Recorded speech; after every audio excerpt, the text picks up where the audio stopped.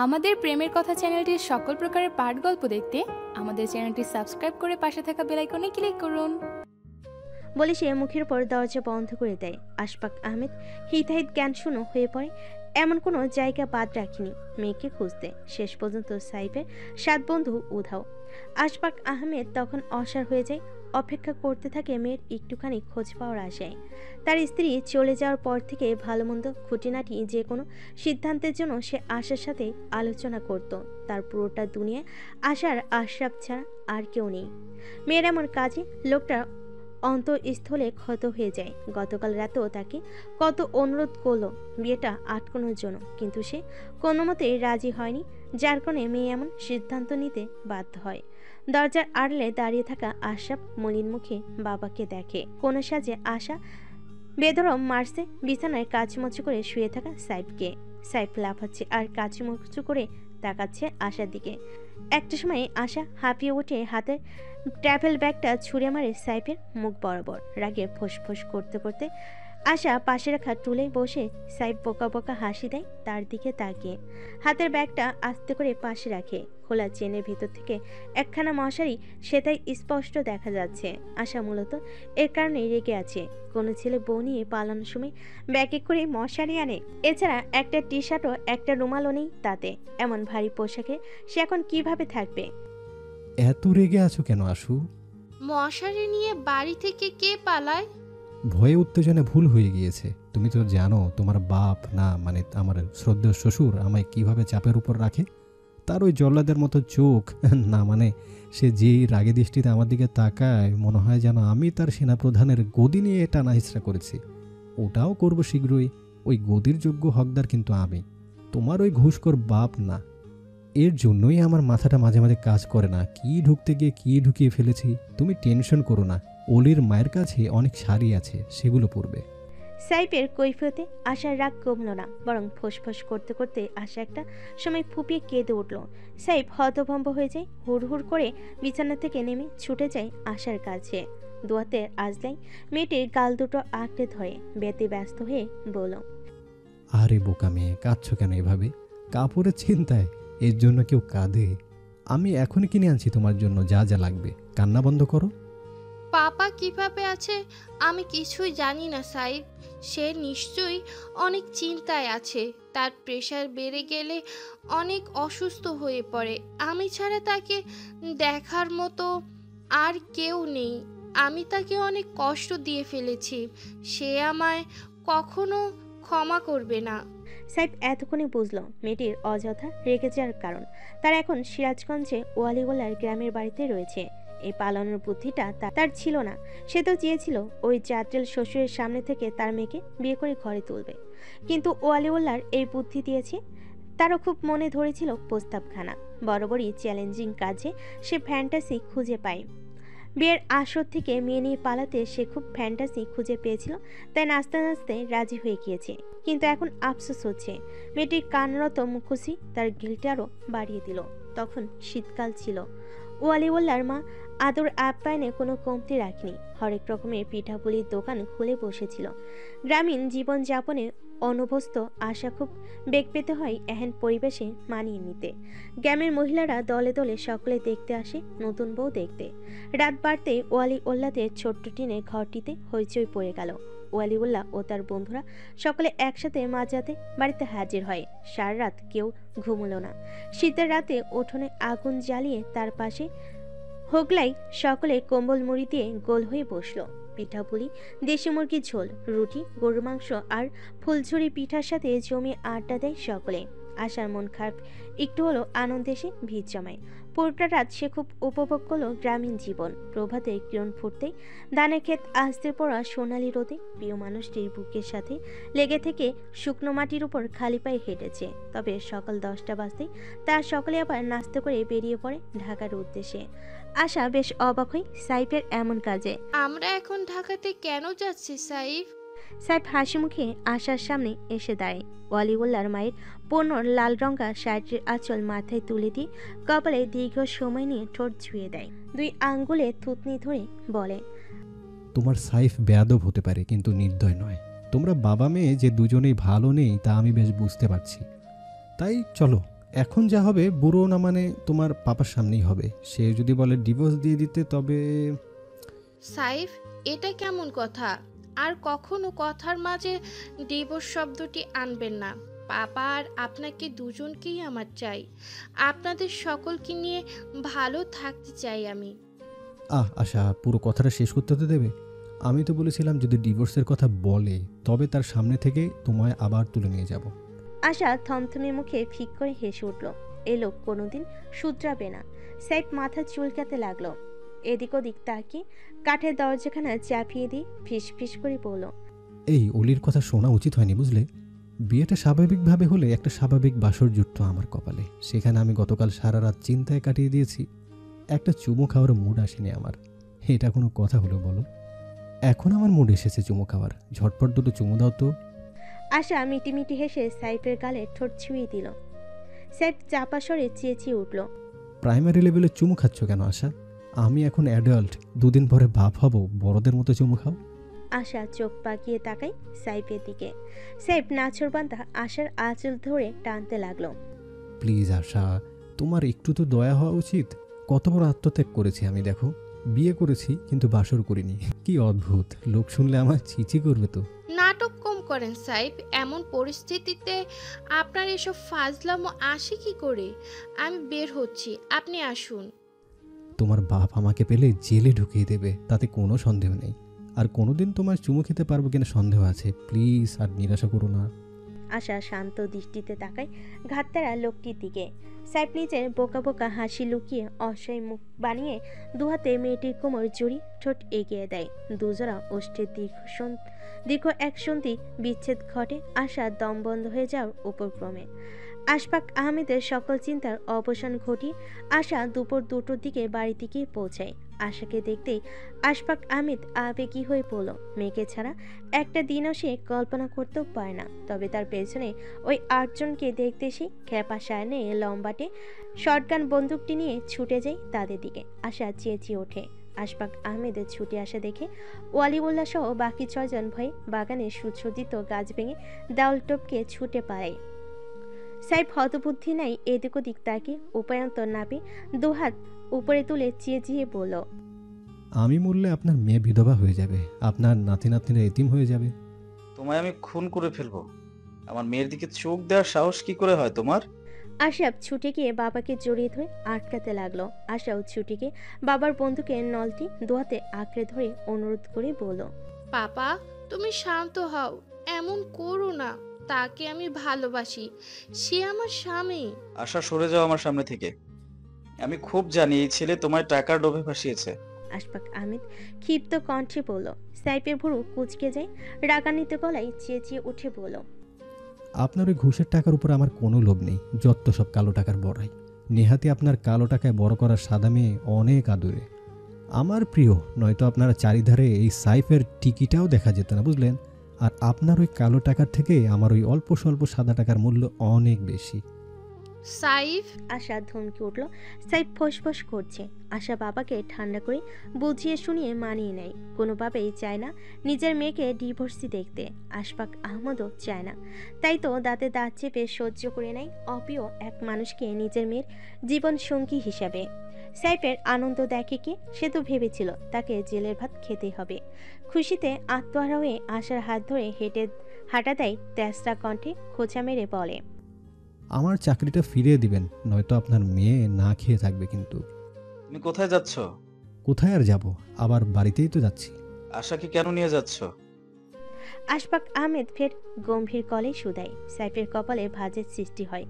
আশা আমার বউ, আমার বউকে নিয়েই তো আমি বাড়িতে যাব। তোমার সাথে আমার কথা শেষ হয়নি এখনো। আমার রুমে এসো।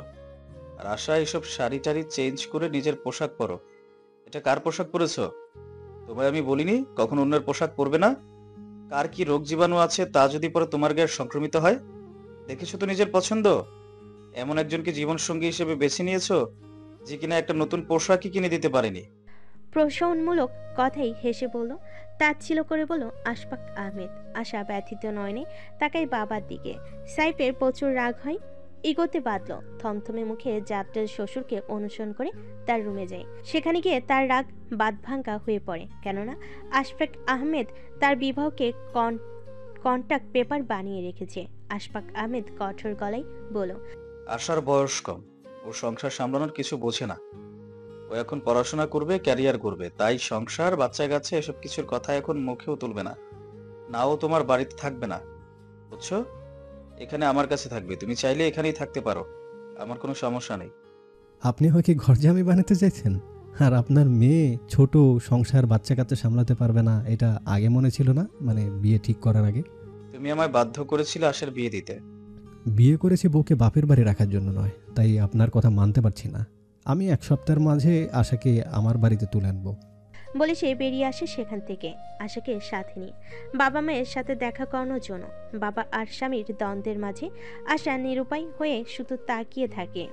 আশাকে গাড়িতে বসিয়ে দিয়ে সাইফ ড্রাইভিং সিটে বসতে গেলে ওয়ালিউল্লাহ আর তার বন্ধুরা তারপর হামলে পড়ে। হড়বড়িয়ে জিজ্ঞাসা করে, আমাদের চাকরির কথা কিছু বলেছিস? সাইফ রাগে ক্ষোভে ধূপ করে লাথি লাগিয়ে দিল ওয়ালিউল্লাহর পা বরাবর। ওয়ালিউল্লাহ লাফিয়ে উঠল, পা আঁকড়ে ধরে চিপিয়ে চিপিয়ে বলল, শালার বেঈমান, বন্দুকের মুখে রেখে যখন পালিয়েছিলি তখন আমার কথা মনে এসেছিল? পয়সালা তোর তো বউ আছে, তোকে ঠিক বাঁচিয়ে নিবে। আমাদেরকে বাঁচাতো, তাই তো সময় থাকতে প্রাণ হাঁকি নিয়ে পানিয়েছি। বেশ করেছিস, এখন নিজেদের চাকরির বন্দোবস্ত নিজেরাই কর। ওই খ্যাচরা বুড়োর পা ধরতে আমি পারবো না। বলে কিনা বাচ্চা কাচ্চার কথা চিন্তা না করতে। বিশ্বাস কর, এখানে আসার হেলথ কেয়ার না থাকলে তাকে এই বছরে নানা বানিয়ে দিতাম। তার বন্ধু মহলের সকলে অসহায় দৃষ্টিতে তাকালো সাইফের দিকে। এদিকে তারা চাকরিহারা হয়ে ভবঘুর হয়ে বসে আছে, আর এই ছেলের শ্বশুরকে প্রতি বছর নানা বানানোর চিন্তায় রয়েছে। তারা ছুটে যায় আশার কাছে। আশা জানালার কাছ নামাতেই ওয়ালিউল্লাহ আর তার বন্ধুরা হাত জোর করে অসহায় কণ্ঠে বলল, আশা, তোমার বাবাকে একটু বড়রা পার্সোনাল বিষয়ে প্রফেশনাল বিষয় না আনবে। আমাদের চাকরিটা ফিরিয়ে দিতে বলো। আশা তাদের সকলকে আশ্বস্ত করে সকলকে সে বাবার সাথে কথা বলবে এই বিষয়ে। সাইফ বাবার সাথে আশাকে দেখা করিয়ে এনে সেদিন সন্ধ্যায় আশাকে বাড়িতে দিয়ে আসে। সাথে 2 গাড়ি শপিং করে দিয়েছে আশাকে যা যা প্রয়োজন। এক প্রকার শ্বশুরকে নিজের অ্যাবিলিটি দেখিয়ে এসেছে। তার 1 সপ্তাহের মাঝেই আশাকে ধুমধাম করে ঘরে তোলে সাইফ। যতটা ধুমধাম করে আশফাক আহমেদ অনুষ্ঠানের আয়োজন করেছিল তার থেকে দ্বিগুণ এলাহিভাবে সাইফ তার রিসিপশনে অনুষ্ঠান করে এবং আশার অনুরোধেই আশফাক আহমেদ সাইফ সহ তার সকল বন্ধুর চাকরি ফিরিয়ে দেয়। ঘুটঘুটে অন্ধকার কামরার এখানে সেখানে একরত্তি যান্ত্রিক মেশিনের আলোকছোটা ছাড়া তেমন আলো দেখা মিলল না। বারান্দায় চাঁদের আলোয় কারোর উদাসীন ঘোরগ্রস্ত মলিন মুখ অনায়াসে দৃষ্টি নিবদ্ধ হবে। কোলেকেও মাথায় রাখাই সাইফ হকচকিত ধ্যানচ্যুত হলো। সাদার মাঝে হলুদ পিকাচু কার্টুন প্রিন্টেড ফতুয়া পায়জামা পরা মেয়েটি কুটিসুটি মেরে বাবার কোলে শুয়ে আছে। সাইফ চঞ্চল হাতে অক্ষি কোটরে জমা নোনা জলগুলো লুকিয়ে ফেল। বাবা আগলে নেয়নি তার মেয়েটি, উদ্যোগে বাবার এক হাত টেনে জড়িয়ে ধরল। সাইফের বুকের ভেতরটা অস্থির হয়ে উঠল মেয়ের দেহের অস্বাভাবিক তাপমাত্রা অনুভব করতে পেরে। এত তাপ কেন? জ্বর উঠল নাকি আবার? কদিন আগেই তো জ্বর থেকে উঠল, এখনই কি জ্বর কমেনি? কাঠিন্যতা ধরে রাখতে পারল না সাইফ। থমথমে গলায় শুধায়, জ্বর তো কমেনি, এখনো ওষুধ খাও না কেন ঠিক মতো? এটা পাপা জ্বর, পাপা আদর করে দিলেই ভালো হয়ে যাবে। আমি ওষুধ আনছি, ভরা পেটে খেয়ে নাও। তোমার কোলে একটু ঘুমাই পাপা, তুমি মাথায় হাত বুলিয়ে দিলেই জ্বর কমে যাবে। সাইফ থমথমে মুখে মেয়ের মাথায় হাত বোলাতে শুরু করলো। নিরুপায় অনেকটা সময় কেটে যায়। সাইফ বেশিক্ষণ পারল না নিজের গাম্ভীর্যতা বজায় রাখতে। নিকষ অন্ধকারে ঢাকা নিস্তব্ধতা ভেঙে সাইফ আদুরে গলায় ডাকলো, শিয়া বাচ্চা। সিয়াশা চট করে চোখ খুলে তাকায় বাবার দিকে। দূর গগনের পানে সাইফের দৃষ্টি, চোখ দুটো চিকচিক করছে।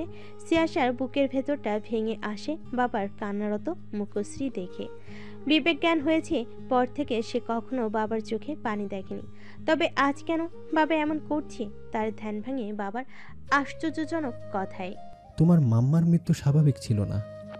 বাবা তুমি কি বলছো? মাম্মার মৃত্যু স্বাভাবিক ছিল না মানে কি? তোমার মাম্মা অ্যাক্সিডেন্ট করেনি, বরং করানো হয়েছিল। সাইফ কম্পিত স্বরে পড়ল। সিয়া বা খাড়া হয়ে যায়। তার মাকে কেউ কেন মারবে? জানতে চাইবে না কেন? কারণ সে একজন সেনা কর্মকর্তার স্ত্রী ছিল।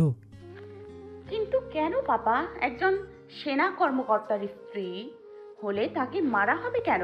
কারণ সেই একজনটা আমি। সে আমার সাথে জড়িত ছিল বলেই তাকে মারা হয়েছিল। কেন? কারা করেছে এগুলো? তখন আমি একটা কেসের সাথে জড়িত ছিলাম। তাদের ওই লোকজনই করেছিল ওই কাজটা। তাদের শাস্তি দেওয়া হয়নি পাপা? তুমি তাদের খুঁজে বের করনি? সিয়াশার কম্পিত কণ্ঠ, হাত পা তার কাঁপছে আচমকা। এমন বিদঘুটে সত্য সে হজম করতে পারছে না, চিন্তাই করতে পারছে না তার মাকে কেউ মেরে ফেলেছে। সাইফ জবাব দেয় না। চোখ দুটো টলমল হয়ে উঠল। রেশমে নাই চুলগুলো গুছিয়ে দিতে দিতে তাকাই মেয়ের মুখটির দিকে। কতদিন হলো ঠিক করে দেখে না মেয়ের মুখটি। মেয়ের সাথে সে রাগ দেখিয়ে বেশিক্ষণ থাকতেই পারে না। এর জন্যই এতদিন দূরত্ব বজায় রেখে চলতো যেন দুর্বল হয়ে না পড়ে। সিয়াশা আবার জিজ্ঞেস করলো, পাপা প্লিজ বলো না। তাহলে তুমি বেঁচে থাকতে না। এগুলো বাদ দাও তো শিয়া, এগুলো অনেক পুরনো একটা তিক্ত অতীত। আমি চাইছি না এগুলো নিয়ে আমাদের জীবনে আর কোনো প্রভাব ফেলুক কিংবা চর্চা হোক। এগুলো আর কখনো আমাদের জীবনে হানা দিতে পারবে না, আমি দিতে দেব না। তাই তো আমরা সকলে সব কিছু থেকে দূরে সরে গিয়েছি। কিন্তু দর্পণ দর্পণ যদি আমাদের জীবনের সাথে কোনোভাবে জড়ায়, তবে এবার আমি সব খুইয়ে ফেলবো। সে একজন সামরিক বাহিনীর সদস্য শিয়া। সে কোনোদিন তোমায় একটা স্বাভাবিক জীবন দিতে পারবে না, ঠিক যেমন আমি পারিনি তোমার মাম্মাকে দিতে। অথচ সে কিন্তু নির্দোষ ছিল। কিন্তু দেখো আজ তার পরিণতি। দর্পণের মাঝে তারুণ্যের জোশ বইছে শক্ত লহরীর ন্যায়। সেই লহরীতে সবার আগে তোমায় ভাসিয়ে নেবে। আবার এক সাইফ চৌধুরীর, আশা চৌধুরীর মতো নির্মম পরিণতি আমি দেখতে পারবো না শিয়া। সিয়াশা উঠে বসে, নির্বিকার তাকিয়ে থাকে বাবার দিকে। কেননা ইদানিং বাবার প্রতিটা কথা শেষ হয় দর্পণ আর তার বিচ্ছেদের কথায়। সাইফ অশ্রুসিক্ত নয়নি তাকিয়ে মেয়েকে ফের অনুরোধ করে বলে, ভালোবাসা ভুলতে হয়তো সাময়িক কষ্ট হবে প্রিন্সেস, কিন্তু অসম্ভব নয়। সারা জীবন দুঃখ পাওয়ার থেকে সাময়িক এই দুঃখ তোমার জন্য শ্রেয়। পাপার একটা কথা রাখো, বিয়েতে রাজি হয়ে যাও প্লিজ। দেখবে উমায়ের ভালোবাসা তোমায় নিমিষেই ভুলিয়ে দেবে পেছনকার সব কিছু। চাপাকানা ঠিকরে বেরিয়ে আসতে চাইলেই সিয়াশা প্রাণপণে আটকানোর চেষ্টা চালিয়ে যাচ্ছে। বাবার হাত দুটো জড়িয়ে শেষবারের মতো অনুনয় করে বলে, আমার জীবনে প্রথম এবং শেষ ভালোবাসা হয়ে এসেছে সে পাপা। তাকে ভুলতে গেলে আমি নিজেকে হারিয়ে ফেলবো। আমি যে তার পরিবার, লোকটা আর একবার পরিবারহীন, একা, অনাথ হয়ে যাবে। আমি তো তাকে কথা দিয়েছি তার পরিবার হব। আমি এটা কিভাবে সহ্য করব পাপা? তোমার পাপার মাঝে আর শক্তি নেই কাউকে হারানোর প্রিন্সেস। এই বলিষ্ঠ দেহটির মাঝে শুধুমাত্র তুমি নামক এই ছোট্ট প্রাণের অবশিষ্ট রয়েছে, যার জন্য আমি এখনো শ্বাস নিচ্ছি। প্লিজ শিয়া, আমি পুরোপুরি নিঃশেষ করে দিও না। তোমার মাম্মার কাছে আমি ওয়াদাবদ্ধ, তোমায় আমি সবসময় রক্ষা করব। পাপার উপর একটু দয়া করো। পাপা তো কখনো কোনোদিন তোমায় কোনো কিছুতে বাধা দেয়নি। তবে আজ পাপার এতটুকু আবদার মানতে কি তোমার খুব কষ্ট হয়ে যাবে? তুমি চাইলে আমি তোমার পায়ে পড়তেও রাজি। পাপা। সিয়াশা অশ্রুসিক্ত নয়নে আর্তনাদ করে উঠল। সাইফকে তার বাক্য সম্পূর্ণ করতে দেয় না। সিয়াশা এমনকি পৃথিবী কোনো সন্তানই এই বাক্য শুনতে পারবে না। সিয়াশাও পায়নি।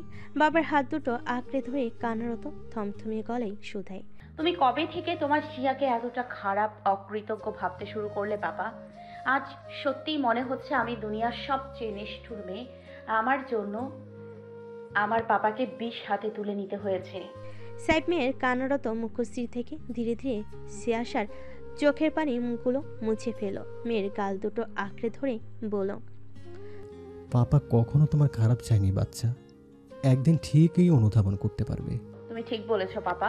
আমার প্রিন্সেস, এখানে বসো, আমি ওষুধ আনছি। ওষুধ খেয়ে ঘুমাবে, গা তো জ্বরে পুড়ে যাচ্ছে। তুমি কি পাপাকে এভাবে শাস্তি দিতে চাইছো নাকি? বলতে বলতেই সাইফ উঠে ঘরে চলে গেল। দুটো নিউরোফিন আর এক গ্লাস পানি হাতে ফিরে আসলো। সিয়াশা মৃদু হেসে ওষুধ খেয়ে বাবার কোলেই শুয়ে পড়ল। সাইফও মৃদু হেসে মেয়ের মাথায় হাত বুলিয়ে দিতে লাগলো। কতদিন হলো মেয়েটিকে একটু আদর করে না। মেয়েটিও একদম আদরে। বাবার আদর পেলেই তার সঙ্গ চায় না। সারাদিন পিছু পিছু ঘুরঘুর করে। কিছুক্ষণ পরই ফজরের আজান পড়ে গেল। সাইফ ঘুমন্ত মেয়েকে কোলে তুলে নিয়ে বিছানায় শুয়ে দেয়। এসি ছেড়ে দিয়ে গায়ে কাঁথা দিয়ে টুপি নিয়ে বেরিয়ে গেল রুম থেকে। মসজিদে যাবে, নামাজ পড়বে, তারপর আশার সাথে দেখা করবে। ভেতরে ভেতরে খুব প্রশ্ন। অবশেষে সিয়াশা তাকে বুঝতে পেরেছে এইভাবে। ডোর লকের শব্দ হতেই বন্দি অশ্রুগুলোকে মুক্ত করে দেয় টানা টানা চোখ দুটো। বন্ধ চোখের কার্নিশ বেয়ে সমানতালে অশ্রু গড়িয়ে গড়িয়ে পড়ছে মেয়েটি। নাকের পাটা বারংবার ফুলে উঠছে। একটা সময় বালিশে মুখ ডুবিয়ে টুকরে কেঁদে উঠল মেয়েটি। প্রভাতের প্রকৃতি যেন সৌন্দর্যের এক নীলাভূমি, এক রহস্যময়তার অধিকারী হয় প্রভাত। প্রকৃতির সেই সৌন্দর্যের রহস্য উন্মোচন আর উপভোগে মত্ত থাকা মেয়েটি সর্বদার মতো আজও প্রভাতের মিষ্টতার সান্নিধ্যে রয়েছে। তবে আজ মেয়েটির চোখে মুখে কেমন যেন প্রকৃতি বিমুখতা, উদাসীনতা, অনীহা। কোমর সমান গ্লাসের বেষ্টিত আয়তকার লম্বা বারান্দার এক কোণে মেয়েটি গুটিয়ে বসে আছে হাঁটু আঁকড়ে, কানে ফোন ঠেকানো। শীতল মিষ্টি কিরণ ছুঁয়ে গেল লালচে চোখ মুখ। মিঠা ওই রোদ মেয়েটি ত্বক দেখতে যেন মাখনের ওই হলদেটে প্রলেপ, কোথাও কোনো দাগ খুঁত নেই। বাবা প্রায়শই বলে সে নাকি দেখতে পাকিস্তানি মেয়েদের মতো, লম্বাটে খুঁথিন ফ্ল্যালেশ মুখশ্রীর অধিকারী সে। এরই মাঝে কনকুরে শব্দের সৃষ্টি হলো। রিং হচ্ছে। রাতে সেই দুর্ভাবের পরও নির্লজ্জের মতো ছুটে এসেছে, কেননা এখন একটু আশার আলো রয়েছে লোকটাকে নিজের করে রাখার। দুবার রিং হতেই ফোনটা রিসিভ হয়। বেশে আসে যত্নে পরিপূর্ণ এক শীতল কণ্ঠস্বর। কান্নাকাটি করে রাতে লেট করে ঘুমিয়েছো, আবার এই কাক ডাকা ভোরে ঘুম থেকে উঠে বসে আছো। ইউ আর হার্টিং ইয়োরসেলফ সিয়া। আমি তো ঘুমোইনি। কিছু বলবে? দর্পণ, লেফট দ্য জব প্লিজ। এই একটা পন্থায় রয়েছে, তাই তো ছুটে এসেছে লোকটার কাছে। তাকে হারিয়ে ফেলতে হবে এমন কোনো কাজ লোকটা কখনো করবে না। তবে তাকে পুরোপুরি মিথ্যা প্রমাণ করে দিয়ে সাথে সাথে কাট জবাব সিয়াসের কানে এসে বাড়ি খেল। It's not possible. কণ্ঠটা ঠিক গতকাল রাতের মতো রুক্ষ শোনালো। সিয়াসা কাঠ হয়ে বসে থাকে দর্পণের জবাবে। এই পরিস্থিতিতে সিয়াসা কখনোই এমন জবাব প্রত্যাশা করেনি। মিলান হেসেই বলল, দেন লেফট মি। অপর পাশ থেকে কোনো আওয়াজ শোনা গেল না। শেষ আশাটুকুও যখন থাকলো না, সিয়াসা সর্বহারা এক পথিকে ন্যায় হো হো করে হেসে উঠল, অথচ চোখে তার অশ্রু। প্রথম প্রশ্নের জবাব কত অপকটে নির্দ্বিধায় দিয়ে দিলেন দর্পণ, অথচ এই প্রশ্নের জবাব দিতে আপনাকে ভাবতে হচ্ছে। আমার নির্ঘুম রাত আমায় যতটা না আঘাত করছে, তার থেকেও আপনার নীরবতা বেশি আঘাত করছে দর্পণ। আমার ব্যাপারে আপনার এত নীরবতা, নির্লিপ্ততা আমার কাছে অপ্রত্যাশিত। তেমনি অপ্রত্যাশিত আমাদের প্রণয়ের পরিণতি। এমন তো হওয়ার কথা ছিল না দর্পণ। আপনি তো বলেন আমি আপনার পরিবার, আপনার ভালোবাসার মানুষ। তবে ভালোবাসার মানুষকে নিজের করে রাখতে হয়, এটা কি আপনি জানেন না? দিন শেষে এটাই সত্য যে I am not your only choice. I live or die, it doesn't matter, but your job has to be secure. এটা আমার একদম সহ্য হচ্ছে না দর্পণ। কেন আমি আপনার একমাত্র চয়েস নই? কেন? ও, আপনি হয়তো ব্যস্ত, তাই না? আমি আপনাকে আবারও বিরক্ত করছি। I am extremely sorry major দর্পণ এহসান। আমি আর কখনো আপনাকে বিরক্ত করব না, সেই রাইট আমার নেই। আপনার জীবনের এক এবং একমাত্র গুরুত্বপূর্ণ বিষয় হলো আপনার কাজ। আপনার মতো এত বড় একজন সৎ, ন্যায়, নিষ্ঠাবান, কর্মপরায়ণ মেজরকে বিরক্ত করার কোনো রাইট নেই। আমি হলাম ভালোবাসা প্রিয় এক মানুষ, আর আপনি ভালোবাসা বিমুখ। আমার আপনার পথ ভিন্ন, আকাশ সমান ফারাক তাতে। আপনি ভালোবেসে চূড়ান্ত পর্যায়ে এসে হাত ছেড়ে দেন, আর আমি সেই হাত আঁকড়ে ধরার জন্য লড়াই করে যাই। আমি এক বোকা। আবারও দুঃখিত মেজর, আপনাকে আমি আর কখনো বিরক্ত করব না। পারলে ভুলে যাবেন ভালোবাসা প্রিয় এই আধ পাগলকে। আমাকেও ভুলতে দেবেন, আর কখনো আমার চোখের সামনেও আসবেন না। কান্নরত গলায় মেয়েটি চেঁচিয়ে চেঁচিয়ে বলল। শেষ সম্বলটুকুও যখন হারিয়ে যায়, তখন মানুষ বুঝি এমন উন্মাদ হয়ে যায়। দর্পণের বুকের ভেতরটা কেঁপে উঠল মেয়েটি চিৎকারে, তবুও নির্দয়ের মতো উপেক্ষা করে সেই চিৎকার, সেই অনুনয়, মেয়েটিকে আগলে নেওয়ার অনুনয়। শীতল কণ্ঠে ছোট্ট একটি শব্দ বলল, ওকে। কান থেকে ফোন নামিয়ে সিয়াসা অবাক পানে তাকিয়ে থাকে ফোনটির দিকে। লোকটি কি ওকে বলল? মস্তিষ্ক যেন শূন্যপ্রায় সিয়াসার। আসলে ওকে শব্দটি কি অত বহন করে? দর্পণ ঠিক আছে কিভাবে বলতে পারে? তড়িৎ গতিতে ফোনটি আবার কানে তুলে বলল, আপনি কি বললেন? আবার একটু বলবেন? হ্যাঁ, আপনি কি ওকে বলেছেন? কেন বলেছেন? আপনি কিভাবে ওকে বলতে পারেন দর্পণ? এটা তো আপনার বলা উচিত নয়। আপনি তো বলবেন, শিয়া এমন বলো না, আমি সব সময় তোমার পাশে আছি। তুমি ভয় পেও না, কেউ তোমাকে আমার থেকে কেড়ে নিতে পারবে না। তবে আপনি এগুলো বলছেন না কেন দর্পণ? বলুন বলুন বলুন না। চিৎকার করে বলতে বলতে সিয়াসা ছুঁড়ে মারে কান থেকে ফোনটা। মুহূর্তেই সোনালু ফুল গাছটির সাথে সজোরে বাড়ি খেয়ে চুরচুর হয়ে গেল ফোনটি। সিয়াসা কাঁদতে কাঁদতেই চিৎকার করে বলে ওঠে, আমি কেন আপনার একমাত্র চয়েস নই দর্পণ? কেন কেন আমায় আগলে নিলেন না? আমার যে অনেক ভালোবাসার কথা ছিল আপনাকে, একটা পরিবার দেওয়ার কথা ছিল আপনাকে, তবে আপনি কেন আমার হাত ছেড়ে দিলেন? আমি অন্য কাউকে কিভাবে গ্রহণ করব? কাঁদতে কাঁদতে সিয়াসার দেহটি নিয়ে পড়ে বারান্দায় বিছিয়ে রাখা গদিতে। দেহের তাপমাত্রা মাত্রা ছাড়িয়ে যাওয়ায় শীতে গুটিসুটি মেরে কুকড়ে গেল মেয়েটি। বারান্দার খাঁচায় ঝুলতে থাকা লিলি ডানা ঝাপটাচ্ছে আর চিৎকার করছে, দপন দপন দপন খারাপ, দপন খারাপ। জ্বরগ্রস্ত মেয়েটি ফের চিৎকার করে উঠল লিলির উপর। স্টপ ইট লিলি, তার নাম নেবে না। আই হেট হিম। নেবে না তার নাম।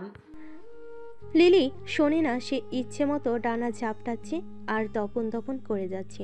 সিয়াসা রাগের তোপে দুর্বল দেহটি টেনে তোলে এবং রেগে খাঁচাটাকে খুলে ছুঁড়ে মারে নিচে মাটিতে। ছাড়া পেতে লিলি ডানা ঝাপটে দূর গগনে উড়ে চলে গেল। অথচ রাগান্বিত মেয়েটি ক্ষণকালের জন্য হুঁশজ্ঞান হারিয়ে ভুলেই বসলো। লিলি দর্পণকে না দেখলে কখনো তাকে ডাকে না। কানে ফোন ঠেকিয়ে দর্পণ নিনিমেষ তাকিয়ে আছে ভালোবাসায় উন্মাদ বিধ্বস্ত এক নারীর দিকে। बोरिंग सो सैंडविच कैसे होगा इंटरेस्टिंग।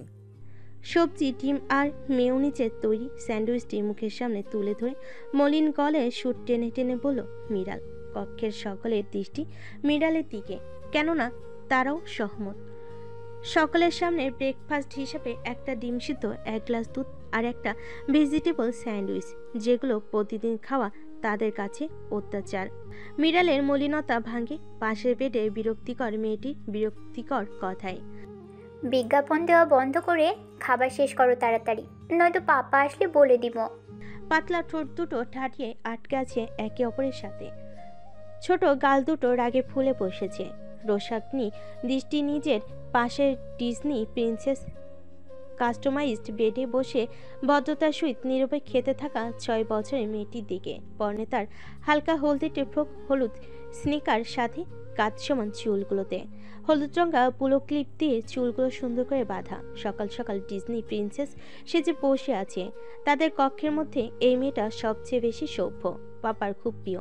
তার মোটেই সহ্য হয় না এই প্রিন্সেস দেখতে ডাইনিটাকে।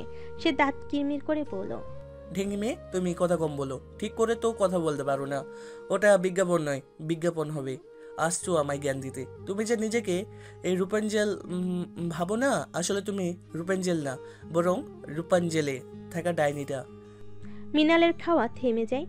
অনতি বিলম্ব চোখ দুটো পানিতে টলমল করে উঠল, চোখ দুটো তিত্তির করে কেঁপে উঠল।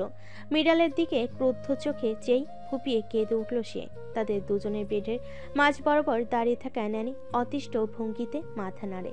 মৃণাল আর মৃণালের এই দুজনের মধ্যে মিষ্টতা খুব কমই দেখা যায়। একেবারে পিছে লাগাই তাদের কাজ। মৃণালের কপাল কুঁচকে যায়। কত বড় ঠুঙ্কি মেয়ে, সে কি মেরেছে নাকি চিমটি দিয়েছে যে এমন মরা কান্না কাঁদছে? নানি মৃণালকে কোলে তুলে নেয়। মৃণালের উদ্দেশ্যে শত বকা ছুড়ে দিল। মৃণালের কান্না থামে না। তন্মধ্যেই সাইফ হাস্যোজ্জ্বল মুখে কক্ষে ঢুকলো। তার পেছন পেছন দুজন নানি ট্রে হাতে ঢুকলো। মৃণালকে কাঁদতে দেখে সাইফের হাসি মুখ নিভে যায়। তস্ত পায়ে সে মৃণালকে কোলে তুলে নেয়, আদুরে গলায় বলে, কি হয়েছে আমার প্রিন্সেসের? সকাল সকাল চোখে পানি কেন? বাবাকে দেখতেই আহ্লাদে মৃণালের কান্নার বেগ আরো বেড়ে গেল। সাইফ মেয়েকে বুকে চেপে অস্থির হয়ে নানিকে জিজ্ঞাসা করলো কি হয়েছে। নানি চুপচাপ মৃণালকে দেখিয়ে দিল। মৃণাল কাচমচ করে উঠল বাবার গম্ভীর মুখটি দেখে। থমথমে মুখে বলল, আমি কিছুই করিনি, ও তো ঢেঙ্গি একটা মেয়ে। কিছু বলার আগেই নাকের চোখের পানি এক করে দেয়। তুমি ইদানিং বেশি দুষ্টু করছো মৃণাল। পাপা কিন্তু তোমার স্পাইডারম্যান কারের অর্ডার ক্যান্সেল করে দেব। মৃণালের মুখে বড়সড় হা। সে কি করেছে? ইদানিং কিছু হলে পাপা এই দুর্বল জায়গায় হাত বসিয়ে দেয়। সে তীব্র প্রতিবাদী কণ্ঠে বলল, তুমি এই ঢেঙ্গির কান্নায় বিশ্বাস করছো? সিস্টারকে জিজ্ঞাসা করো, আমি ওকে আগে কিছুই বলিনি। তুমি আমার কারের কিছু করবে না। পাশের নানির দিকে আঙ্গুল তাক করে বলল মৃণাল। সকল নানিকে তারা সিস্টার বলে ডাকে। ও আমায় ডাইনি বলেছে পাপা। বাবার বুক থেকে মাথা তুলে এতটুকু বলেই মৃণাল ফের কেঁদে উঠল। মৃণাল পচা, ওকে আমি বকে দেব, তুমি কেঁদো না। তুমি তো একটা প্রিন্সেস, পাপার রূপাঞ্জেল। ওর কথা কান দিও না। দেখো পাপা কি এনেছি তোমাদের সকলের জন্য। কানারত মুখশ্রী কপাল অবিনাস্ত চুলগুলো গুছিয়ে দিতে দিতে বলল সাইদ। মৃণাল খুশি হয়ে গেল, কেউ তাকে প্রিন্সেস বলে সে খুশি হয়ে যায়। তার বেড থেকে শুরু করে পড়ার টেবিল, ড্রেস, জুতো সব ডিজনি প্রিন্সেসের। তেমনি মৃণালের বেড থেকে শুরু করে সব কিছু স্পাইডারম্যান ইন্সপায়ার্ড। মৃণাল উকিঝুঁকি দিয়ে দেখছে নানিদের হাতের ট্রেতে কি রয়েছে। মজাদার ফুলকো চিকেন বান দেখতে সকলে হৈ হৈ করে উঠল। মৃণালের চোখ দুটো বড় বড় হয়ে গেল। গোল গোল উৎসুক দৃষ্টি ফেলে বাবার উদ্দেশ্যে বলল,